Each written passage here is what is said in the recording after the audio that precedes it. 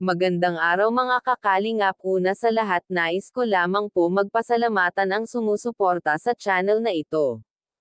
Mga kakalingap at ka-viewers, tunghayan naman natin ngayon ang paghaharap-harap nila Carla Joy at Kuya Rab. Tungkol sa nasabing lagi magkadikit itong si Jomar at Joy dahil noong nag-outing nga ang Team Kalingap ay lagi daw magkadikit ang dalawa na si Joy at Jomar, kaya dito ay may nakita na silang na parang may something daw sa dalawa. Ito po ang comment ng ating isa sa masugid na tagapanood at si Dara daw ang nakakaalam dito. At sa pag-aaral daw ang focus niya sa ngayon. Kaya kung bago ka pa lamang sa aking channel, baka pwede pakisubscribe ng aking YouTube channel. Kaya wag po muna skip ang aking video para malaman ang nilalaman nito. At bago po natin simulan ang video na ito ay gusto ko lamang shoutout ang ating minamahal na mga viewers at supporters.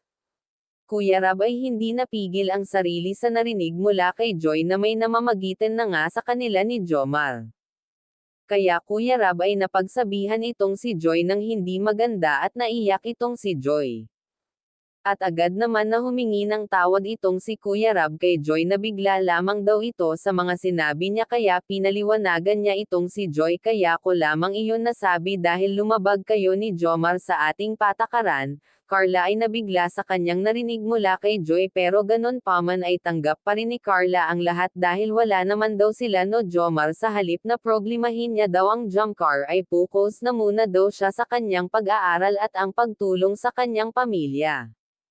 At nagpapasalamat pa rin naman siya at ang pamilya ni Carla sa mga sponsor na ito. Nanay ni Carla ay hindi pa rin makapaniwala sa mga nangyayari sa buhay nila ngayon, kahit na may isyo sa kanila na third party ay patuloy pa rin si Carla. At nagpapasalamat pa rin siya na naging party siya ng Team Kalingap.